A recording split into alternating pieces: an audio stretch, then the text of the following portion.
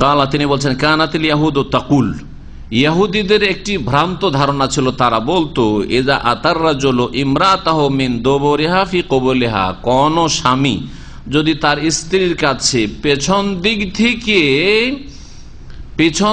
থেকে সামনে সহবাস করে, মানে সহবাসের স্থান ঠিক আছে, ক্ষেত্র ঠিক আছে, কিন্তু পেছন দিক থেকে যদি আসে, বায়ুপথে নয়, বায়ুপথে তো হারাম, কিন্তু সামনের যে পথ আল্লাহ পাক যেটাকে শস্য ক্ষেত্র বলেছেন তাতেই আসলো, কিন্তু পেছন দিক থেকে আসলো, সামনাসামনি নয়।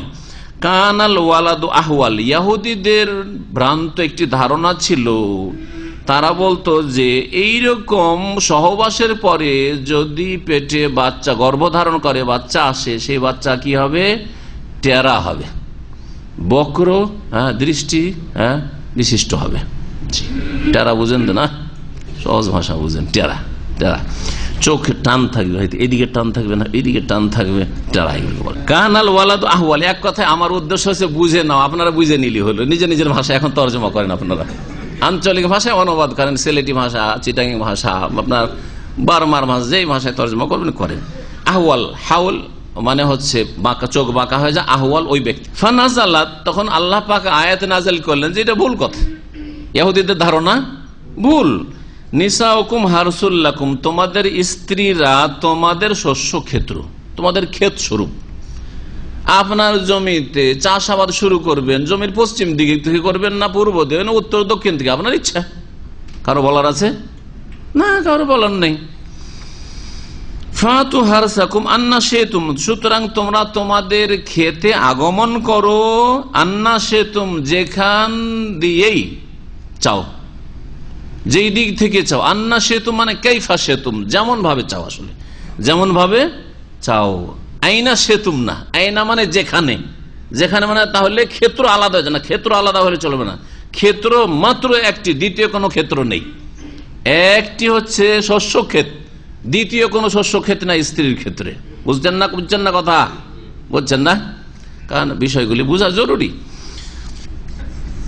তো আন্না সেতুম মানে কাইফা সেতুম, যেমন ভাবে চাও, বসে চাও, দাঁড়িয়ে চাও, শুয়ে চাও, পেছন দিক থেকে সামনের শস্যক্ষেত ঠিক থাকতে হবে, শস্যক্ষেত ঠিক থাকতে হবে। কাইফা সেতুম, আর আন্নার অর্থ আইনা যদি করা যায় তাহলে স্থান পরিবর্তন হয়ে যায়, যেখানে চাও।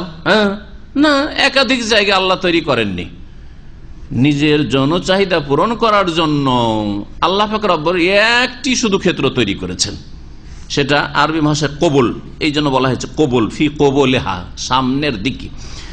জি, মুত্তাফাকুন আলাইহি, বুখারী মুসলিমের হাদিস, আল্লাহ মুসলিম, আর বাক্যগুলি সহিহ মুসলিমের। এই হাদিস থেকে বোঝা যায় যে ইহুদিরা সহবাসের ব্যাপারে, সহবাসের যে নিয়ম নীতির ক্ষেত্রে তারা বিনা কোনো দলিল প্রমাণে বিষয়টাকে একবারে সংকীর্ণ করে রেখেছিল, যে এইভাবেই শুধু আসতে হবে স্ত্রীর কাছে, অন্য কোনোভাবে যাওয়াই যাবে না।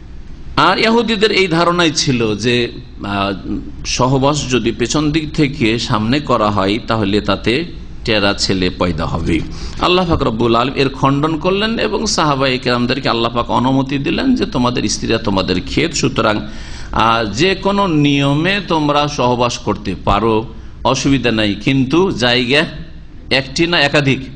এই হাদিসে ইহুদিদেরকে মিথ্যুক প্রমাণ করা হয়েছে এবং তাদের এই কথাকে বাতিল ঘোষণা করা হয়েছে। ওয়া আন্নার রাজুল আল্লাহু আন ইউজামিয়া যাওজাতাহু আলা আইয়ি হাইয়াতিন ওয়া শাকলিন কানা, আর স্বামীর জন্য স্ত্রীর সাথে সহবাস করা যে কোনো নিয়মে জায়েজ রয়েছে, সামনে পিছনে দাঁড়িয়ে বসে, কায়মাতান জালেসাতান। ভাষ্যকার বলছেন মা দামা যালিক ফিল কবুল, যতক্ষণ পর্যন্ত ক্ষেত্র ঠিক রয়েছে, একটি রয়েছে। আর এইরকম বিভিন্ন রকম ভাবে সহবাস করলে ছেলে এরূপ হবে, ওইরূপ হবে, এরকম হয়ে যাবে, ওইরকম হয়ে যাবে, এগুলি কথা ভ্রান্ত কথা।